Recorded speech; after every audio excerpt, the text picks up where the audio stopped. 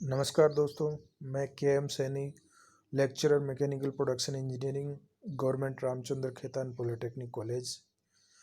ई lecture की इस कड़ी में आपका फिर से स्वागत करता हूं। और अभी तक अपन ने बात की थी मेटल फॉर्मिंग के क्लासिफिकेशंस की।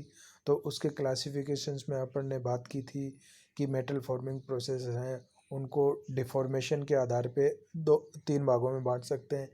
बल्क डिफॉर्मेशन प्रोसेस है, दूसरा है सीट मेटल फॉर्मिंग प्रोसेस है, तीसरा है पाउडर मेटल फॉर्मिंग प्रोसेसेस है। और उनके वर्किंग टेम्परेचर के आधार पे अपन ने उनको क्लासिफाई किया था, हॉट वर्किंग प्रोसेस और कोल्ड वर्किंग प्रोसेसेस। अब हम उससे आगे बढ़ते हैं तो हम देखते हैं कुछ टर्मिनोलॉजी जो अपने आगे काम में आती है या इनमें बार बार रिपीट हुई है, तो एक बार उनको डिफाइन कर लेते हैं। उन टर्म्स को अपने एक बार डिफाइन कर लेते हैं, फिर फर्दर आगे प्रोसीड करते हैं। तो सबसे पहला जो वर्ड आ रहा था वो था स्ट्रेन हार्डनिंग। तो स्ट्रेन हार्डनिंग को वर्क हार्डनिंग भी बोलते हैं और कोल्ड वर्किंग भी बोलते हैं। तो इसे वर्क हार्डनिंग या स्ट्रेन हार्डनिंग कहते हैं। तो जो मेटल जो का प्लास्टिक डिफॉर्मेशन होता है या कोल्ड वर्किंग जब उस पर की जाती है, तो उसके जो क्रिस्टल्स जो हैं वो डिफॉर्म्ड हो जाते हैं और उस वजह से उनके जो बीच में जो गैप होता है वो कम हो जाता है। उस वजह से जो स्ट्रेन डेवलप हो जाती है उसकी वजह से मटेरियल हार्ड हो जाता है। तो उस चीज़ को स्ट्रेन हार्डनिंग कहते हैं। Work hardening, also known as strain hardening or cold working, is the strengthening of metal by plastic deformation. This strengthening occurs because of dislocation moment and dislocation generation within the crystal structure of the material. तो इससे क्या material की strengthening की जाती है। और वो strengthening कैसे होती है, जो मटेरियल के जो स्ट्रक्चर जो क्रिस्टलाइन स्ट्रक्चर जो होता है उसमें जो डिसलोकेशन की जो होती है उनके मूवमेंट से या उनके जनरेशन से उसको स्ट्रेंथन किया जाता है। फिर है recovery. Recovery is a process by which deformed grains can repair their stored energy by the removal or rearrangement of defects in their crystal structure. Recovery एक प्रोसेस है जिसके द्वारा जो ग्रेन पहले से डिफॉर्म्ड है वो अपने एनर्जी को, उसमें जो एनर्जी स्टोर्ड हुई है उसको रिड्यूस कर सकता है या रिमूव कर सकता है, कि जो उसमें जो डिफेक्ट्स हैं उसका रीअरेंजमेंट करके अपने जो क्रिस्टलाइन स्ट्रक्चर है उसमें वो उसको रीअरेंज करके वो स्टोर जो एनर्जी है उसको रिलीव कर सकता है। अब जो क्रिस्टलाइन स्ट्रक्चर्स होते हैं उसमें जो डिफेक्ट्स होते हैं, जो प्राइमरी डिसलोकेशंस होती हैं, और ये डिसलोकेशन जो आती हैं प्लास्टिक डिफॉर्मेशन के कारण ही आती हैं। तो इसकी वजह से उसकी मटेरियल की यील्ड स्ट्रेंथ बढ़ जाती है। और रिकवरी क्या करती है कि जो डिसलोकेशन डेंसिटी है उसको रिड्यूस कर देती है, क्योंकि वो उसको वाइप आउट करती है या रिमूव करती है। रिकवरी में वो जो क्रिस्टलाइन स्ट्रक्चर है वो रीअरेंज होके वो डिसलोकेशन को मूवमेंट कर देता है, जिससे उसकी डिसलोकेशन की डेंसिटी कम हो जाती है। Due to recovery a reduction in material strength and simultaneous increase in ductility. जब मटेरियल का क्रिस्टलाइन स्ट्रक्चर रिकवर करता है उसमें से एनर्जी रिलीज होती है, तो उस मटेरियल की स्ट्रेंथ बढ़ जाती है और उसकी जो स्ट्रेंथ है वो घट जाती है और उसकी डक्टिलिटी जो है वो बढ़ जाती है। तो रिकवरी के कारण जो मटेरियल है उसकी स्ट्रेंथ में कमी आती है और उसकी डक्टिलिटी इम्प्रूव होती है।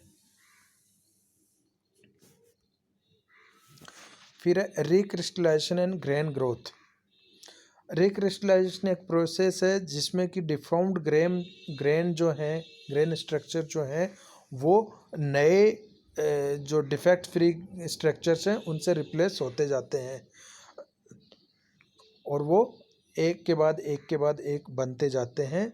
और कंप्लीटली जब तक कि पूरा का पूरा जो स्ट्रक्चर है वो नए ग्रेन से नहीं बन जाता, तो वो प्रोसेस जो है वो रिक्रिस्टलाइजेशन कहलाता है।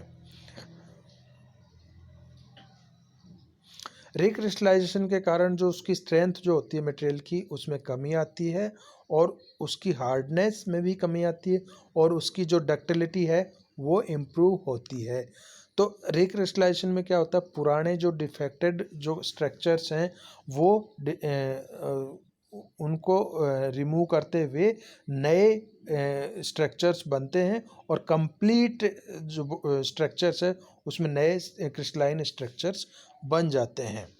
और ये जो कंप्लीट रिक्रिस्टलाइजेशन होने की वजह से जो मटेरियल है उसकी प्रॉपर्टीज़ में उसकी हार्डनेस और स्ट्रेंथ तो कम होती है और उसकी डक्टिलिटी इम्प्रूव हो जाती है। तो इसीलिए तो हम कोल्ड वर्किंग के बाद में जो उसको डिस्टॉर्टेड जो स्ट्रक्चर्स हैं उनको रिक्रिस्टलाइजेशन करने के लिए उसका हीट ट्रीटमेंट करते हैं ताकि उसकी डक्टिलिटी इम्प्रूव हो जाए और उसकी स्ट्रेंथ और हार्डनेस कम होके फर्दर वर्क के लिए वो तैयार हो जाए। ग्रेन ग्रोथ है कि जो न्यू ग्रेन फॉर्मेशन हो रही है उनकी जो ग्रेन साइज है वो धीरे धीरे बढ़ती जाए और मटेरियल जो है वो हाई टेम्परेचर पे वो एक क्रिस्टलाइन ग्रोथ कर ले। और ग्रेन ग्रोथ कब होती है? जब रिकवरी और रिक्रिस्टलाइजेशन हो जाता है कंप्लीट, उसके बाद में ये जो ग्रेन ग्रोथ शुरू होती है। और जो एनर्जी स्टोर्ड होती है क्रिस्टल में उसको फिर फर्दर कैसे रिड्यूस किया जाए, तो वो ग्रेन बाउंड्रीज हैं वो पुश करती जाती हैं और वो ग्रेन की साइज बढ़ती जाती है और एनर्जी रिलीज होती जाती है और वो जो प्रोसेस है वो ग्रेन ग्रोथ कहलाता है। और जब ये ग्रेन ग्रोथ होती है तो एनर्जी रिलीज होती है। तो पहले रिकवरी होगी, फिर रिक्रिस्टलाइजेशन होगा, फिर ग्रेन ग्रोथ होगी। अब इस फिगर में आप इन तीनों चीज़ों को देख सकते हैं और इन रिकवरी, रिक्रिस्टलाइजेशन और ग्रेन ग्रोथ का जो इसकी मैकेनिकल प्रॉपर्टीज़ हैं या जो इंटरनल स्ट्रेसेस हैं उन पे क्या इम्पैक्ट होता है, तो वो हम देखते हैं। कि सबसे पहले रिकवरी आता है कि जो ग्रेन्स हैं, डिफेक्टेड ग्रेन्स हैं, वो अपने आप को रिपेयर करना शुरू करते हैं। फिर फर्दर अपने उसको एनर्जी देते हैं और उसमें जो टेम्परेचर बढ़ाते हैं तो रिक्रिस्टलाइजेशन शुरू होता है और उसमें रिक्रिस्टलाइजेशन में न्यू ग्रेन फॉर्मेशन शुरू होते हैं। और फर्दर टेम्परेचर और एनर्जी अवेलेबल है तो वो जो न्यू फॉर्मेशन जो है ग्रेन्स, जो नए जो ग्रेन्स बने वो ग्रेन्स ग्रोथ करते हैं और वो ग्रोथ करके अपना स्ट्रक्चर बढ़ाते हैं और अपनी साइज़ बढ़ाते रहते हैं। तो जैसा कि आप इसमें देख रहे हो ग्रेन साइज़, ये जो रिक्रिस्टलाइजेशन में छोटे छोटे न्यूक्लियस बनते फिर धीरे धीरे वो कंबाइंड होते होते बड़े रिफाइंड ग्रेन ग्रोथ के बाद में लार्जर ग्रेन्स में बन जाते हैं। तो इसका जो इम्पैक्ट है वो क्या होता है, इंटरनल रेजिडुअल स्ट्रेसेस जो हैं रिकवरी और रिक्रिस्टलाइजेशन के द्वारा ये मिनिमाइज हो जाते हैं या दूर कर दिए जाते हैं। और हार्डनेस क्या है कि रिकवरी वाले प्रोसेस में तो हार्डनेस लगभग सेम सी रहती है, कांस्टेंट चलती है, लेकिन जैसे रिक्रिस्टलाइजेशन होता है हार्डनेस में डिक्रीज शुरू हो जाता है। और सेम यही प्रोसेस स्ट्रेंथ के साथ में होता है कि जैसे ही रिक्रिस्टलाइजेशन शुरू होता है जो हार्डनेस और स्ट्रेंथ है वो रिड्यूस होना शुरू होती है, डिक्रीज होना शुरू होती है। और डक्टिलिटी जो है वो रिकवरी के साथ में इम्प्रूव होती है और रिक्रिस्टलाइजेशन और ग्रेन ग्रोथ के बाद में अच्छी खासी इंक्रीज हो जाती है और इम्प्रूव्ड हो जाती है।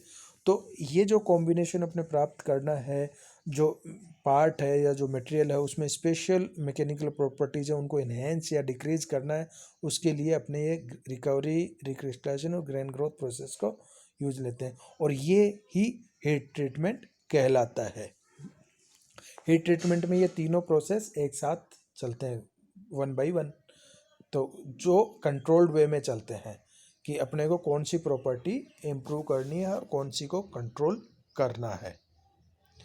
नेक्स्ट है कि हॉट वर्किंग प्रोसेस और जो कोल्ड वर्किंग प्रोसेस है उनमें अंतर। ये बहुत सारे एग्ज़ाम में ये क्वेश्चंस आते हैं, कंपटीशन एग्ज़ाम में भी आते हैं क्वेश्चंस। तो अपने जो दोनों प्रोसेस हैं उनको पैरामीटर वाइज अपने इनकी कंपैरिजन करते हैं। तो सबसे पहले हम देखते हैं कि वर्किंग टेम्परेचर क्या है इसमें। तो हॉट वर्किंग में वर्किंग टेम्परेचर है वो अबोव रिक्रिस्टलाइजेशन टेम्परेचर रखा जाता है और कोल्ड वर्किंग में ये जो टेम्परेचर है working temperature below recrystallization temperature रखा जाता है। दूसरा है material handling is difficult due to high temperature involve. तो हॉट वर्किंग में क्या, हाई टेम्परेचर इन्वॉल्व होने की वजह से मटेरियल हैंडलिंग डिफ़िकल्ट होती है, जबकि कोल्ड वर्किंग में कंपैरेटिवली इजी होती है क्योंकि उसमें हाई टेम्परेचर इन्वॉल्व नहीं होते हैं। तीसरा जो है वो additional machinery required for heating and material handling. तो हॉट वर्किंग में आपको एडिशनल अरेंजमेंट करने होंगे हीटिंग के और मटेरियल हैंडलिंग के लिए, जो कि कोल्ड वर्किंग में अपने को नहीं करने, क्योंकि कोल्ड वर्किंग में जनरली इन मशीनरी और एडिशनल इक्विपमेंट्स की रिक्वायरमेंट नहीं होती है। नेक्स्ट जो है कि हॉट वर्किंग प्रोसेस जो है उसमें जो एडिशनल मशीनरी और प्रोसेस ऑटोमेशन अपने कर रहे हैं तो उसके लिए फ्लोर स्पेस रिक्वायरमेंट है वो बढ़ जाती है और अपने को ज़्यादा फ्लोर स्पेस की रिक्वायरमेंट होती है। कोल्ड वर्किंग में कंपैरेटिवली कम फ्लोर स्पेस रिक्वायरमेंट होता है हॉट वर्किंग की तुलना में। नेक्स्ट जो है less power required for same material processing. Hot working में क्या है कि रिक्रिस्टलाइजेशन टेम्परेचर से ऊपर उसको गर्म करते हैं तो उसकी डक्टिलिटी कम हो जाती है, डक्टिलिटी बढ़ जाती है और स्ट्रेंथ और हार्डनेस कम हो जाने की वजह से उसके यील्ड स्ट्रेस रिड्यूस हो जाते हैं। तो सेम अमाउंट ऑफ डिफॉर्मेशन के लिए कम फोर्सेस या कम पावर रिक्वायरमेंट होता है, लेकिन कोल्ड वर्किंग में उतना ही अमाउंट मटेरियल का डिफॉर्म करने के लिए ज़्यादा पावर रिक्वायर्ड होगी, क्योंकि लोअर टेम्परेचर पे उसकी स्ट्रेंथ और यील्ड स्ट्रेस ज़्यादा होते हैं, जिस वजह से उसकी पावर रिक्वायरमेंट या प्लास्टिक डिफॉर्मेशन के लिए फोर्स और पावर रिक्वायरमेंट ज़्यादा होती हैं comparatively. Surface finish is poor due to oxide layer formation at elevated temperature. उच्च तापमान पर जो ऑक्साइड लेयर्स बनती हैं उस वजह से हॉट वर्किंग प्रोसेस में जो सरफेस फिनिश है वो अच्छी नहीं आती है, लेकिन कोल्ड वर्किंग में सरफेस फिनिश अच्छी आती है और वर्क हार्डनिंग की वजह से जो वैकेंसीज और डिसलोकेशन मोमेंट है वो हो जाने की वजह से उसकी सरफेस फिनिश अच्छी होती है। नेक्स्ट जो अंतर है वो है कि हॉट वर्किंग प्रोसेस जो है उसमें क्लोज डायमेंशनल टॉलरेंस मेंटेन करना मुश्किल होता है, क्योंकि उसमें ऑक्साइड की लेयर फॉर्मेशन होता है और मटेरियल लॉस्ट होता है। लेकिन कोल्ड वर्किंग प्रोसेस में क्लोज डायमेंशनल टॉलरेंस मेंटेन करना ईजियर है, क्योंकि इसमें मटेरियल लॉस नहीं होता ऑक्साइड्स की लेयर के रूप में। हॉट वर्किंग कॉस्ट में जो एडिशनल मशीनरी है, हीटिंग अरेंजमेंट्स है, ऑटोमेशन है मटेरियल हैंडलिंग का, उस वजह से उसकी इनिशियल कॉस्ट हाई हो जाती है।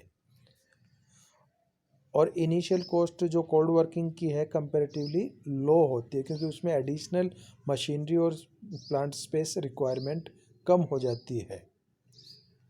नेक्स्ट जो है कि हॉट वर्किंग का एडवांटेज ये होता है कि इसके द्वारा जो प्रोडक्ट बनते हैं उनका रिकवरी, रिक्रिस्टलाइजेशन, ग्रेन ग्रोथ हो जाने की वजह से उसमें इंटरनल रेजिडुअल स्ट्रेसेस नहीं रहते, जिस वजह से कि उनकी फर्दर हीट ट्रीटमेंट की नेसेसरी नहीं होता है या फर्दर हीट ट्रीटमेंट की ज़रूरत नहीं होती है। लेकिन जो कोल्ड वर्किंग के बाद में जो प्रोडक्ट बनते हैं उसमें इंटरनल स्ट्रेसेस होते हैं, वर्क हार्डनिंग होती है, तो उसमें इंटरनल रेजिडुअल स्ट्रेसेस होते हैं। तो उन इंटरनल रेजिडुअल स्ट्रेसेस को रिमूव करने के लिए या रिलीव करने के लिए फर्दर हीट ट्रीटमेंट की आवश्यकता होती है। हॉट वर्किंग में नए क्रिस्टल्स बनते हैं और ग्रेन ग्रोथ के कारण नए क्रिस्टल्स बन जाते हैं, लेकिन कोल्ड वर्किंग में क्रिस्टल फॉर्मेशन नहीं होता है, क्योंकि कोल्ड वर्किंग में जो वर्क टेम्परेचर होता है वो बिलो रिक्रिस्टलाइजेशन टेम्परेचर होता है, तो वहाँ पे रिकवरी का अमाउंट भी बहुत कम होता है और रिक्रिस्टलाइजेशन तो होता ही नहीं है, और रिक्रिस्टलाइजेशन नहीं होता तो ग्रेन ग्रोथ भी नहीं होती है, तो इस वजह से उसमें नए क्रिस्टल नहीं बनते हैं। हॉट वर्किंग के कारण से जो है उसकी डक्टिलिटी इंक्रीज हो जाती है और उसकी स्ट्रेंथ में डिक्रीज हो जाता है, लेकिन कोल्ड वर्किंग में रिवर्स होता है, उसकी स्ट्रेंथ इंक्रीज होती है और उसकी डक्टिलिटी डिक्रीज होती है। नेक्स्ट जो है कि हॉट वर्किंग में साइज लिमिट नहीं है, क्योंकि यहाँ पे जो यील्ड स्ट्रेसेस हैं हायर टेम्परेचर पे वो कम हो जाते हैं, उस वजह से बल्क डिफॉर्मेशन करना ईजियर हो जाता है। तो यहाँ पे साइज़ लिमिट नहीं होती है, लेकिन कोल्ड वर्किंग में साइज़ लिमिट होती है, क्योंकि ज़्यादा डिफॉर्मेशन करने के लिए ज़्यादा फोर्स या लोड की रिक्वायरमेंट होगी, ज़्यादा लोड रिक्वायर्ड होगी तो मशीन की साइज़ बढ़ती जाएगी, जो कि प्रैक्टिकल पॉसिबल नहीं है। तो इसलिए यहाँ साइज़ की लिमिटेशंस होती हैं कोल्ड वर्किंग में। नेक्स्ट जो है कि हॉट वर्किंग में साइज़ लिमिट नहीं होने और इसका प्रोसेस ऑटोमेशन होने की वजह से हाई प्रोडक्शन रेट्स इसमें ली जा सकती हैं। कोल्ड वर्किंग में कंपैरेटिवली लो प्रोडक्शन रेट्स होती हैं, क्योंकि यहाँ साइज़ लिमिट्स होती है और फोर्स भी लिमिटेड होता है। अब कुछ एडवांटेजेस के बारे में बात करते हैं अपने, कि मेटल फॉर्मिंग प्रोसेस जो है उसके एडवांटेजेस क्या हैं, जिस कारण से आजकल ये प्रोसेस बहुत ही पॉपुलर हो रहे हैं। तो पहला जो एडवांटेज है वो है हाई प्रोडक्टिविटी, कि दूसरे जो मेटल वर्किंग प्रोसेस या टेक्निक्स हैं उनके मुकाबले इनकी हाई प्रोडक्टिविटी है, क्योंकि इसमें मटेरियल लॉस नहीं होता चिप्स की फॉर्म में, और यहाँ पे वैरायटी ऑफ शेप्स जो हैं वो अपने बना सकते हैं, can be produced, large variety of shape that can be produced. अब वो शेप्स कैसी भी हो सकती हैं, रेल्स भी हो सकती हैं, बीम्स भी हो सकती हैं, round, square, sheet, strip, pipe, crankshaft, connecting rod, gear, hooks. तो इसमें इंडिविजुअल प्रोडक्ट भी बना सकते हैं, इंटरमीडिएट स्ट्रक्चरल सेक्शंस भी बना सकते हैं, और फाइनल यूटेंसिल्स भी बना सकते हैं। तो वैरायटी ऑफ शेप्स और प्रोडक्ट्स यहाँ अवेलेबल है, इस वजह से ये मेटल फॉर्मिंग प्रोसेस ज़्यादा पॉपुलर हो रहे हैं। मेटल फॉर्मिंग प्रोसेस में अपने गुड सरफेस फिनिश प्राप्त कर सकते हैं, जैसा कि कोल्ड वर्किंग प्रोसेस में अपने करते हैं, और हाई डायमेंशनल टॉलरेंस या एक्यूरेसी भी अचीव कर सकते हैं। और हॉट वर्किंग के द्वारा अपने उसमें स्पेशल प्रॉपर्टी इम्प्रूव कर सकते हैं। तो स्पेशल प्रॉपर्टीज़ के साथ में जो आइटम बनाना वो भी इस मेटल फॉर्मिंग के द्वारा पॉसिबल है। और पाउडर मेटल फॉर्मिंग में भी अपने कंपोजिशन अल्टर करके स्पेशल प्रॉपर्टीज़ के साथ में प्रोडक्ट बना सकते हैं। तो ये भी इसका एक डिसएडवांटेज है, इसका एडवांटेज है। और जैसा कि अपन ने इसमें देखा कि इसमें किसी प्रकार का मटेरियल लॉस्ट नहीं होता चिप्स की फॉर्म में, तो ये इकोनॉमिकल प्रोसेस है। तो अदर जो मैन्युफैक्चरिंग प्रोसेस है उनकी तुलना में ये इकोनॉमिकल प्रोसेस है, क्योंकि यहाँ मटेरियल लॉस मिनिमम है। ये कुछ रेफरेंसेस हैं जिनके आधार पे अपन ने ये लेक्चर तैयार किया है। तो आप भी इन रेफरेंसेस को स्टडी कर सकते हैं, कोट कर सकते हैं। थैंक्स, धन्यवाद।